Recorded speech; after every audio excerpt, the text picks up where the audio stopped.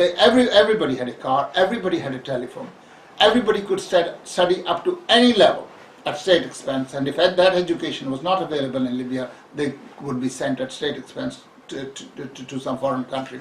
Everybody could have any treatment. If Libyan hospitals could not treat a particular disease, they could be sent at state expense abroad.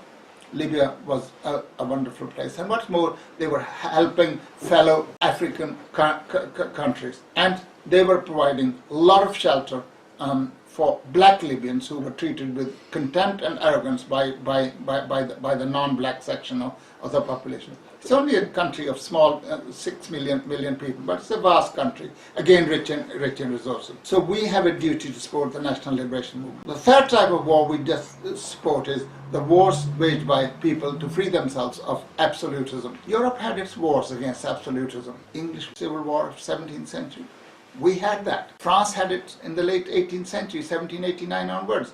And many European countries, Germany and Italy in 1871, etc. These were wars of the rising bourgeoisie against absolutism. These were wars that anybody would have supported. And today, of course, similar wars are beginning to be waged against reactionary absolutist regimes like Saudi Arabia, like Qatar, like Kuwait, and other, like Bahrain, and places of that nature, which are the darlings of imperialism. And Lenin quite rightly pointed out, it was clear to him 100 years ago, but it's even more clear to us.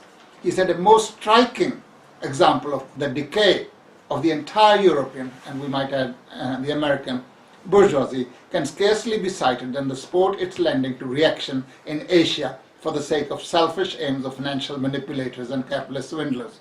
That, of course, was said probably in regard to China and Turkey and Iran. But today you can see, Blair was making a statement the other day. He said, unpalatable though it is, we may have to come to terms with the Assad regime. And he said, it is because we want to fight against Islamist jihadis. He mentioned all kinds of places where there are Islamic jihadis. But in that narrative in favor of democracy, he did not mention Saudi Arabia. Now, Saudi Arabia is financing jihadists all over the place and sending them from Afghanistan to begin with, to Syria, to Iraq, and many other places. Because not only does British imperialism rely a lot on Saudi oil and sale of arms to the Saudi regime to the tune of tens of billions of pounds, but Blair himself is one of the consultants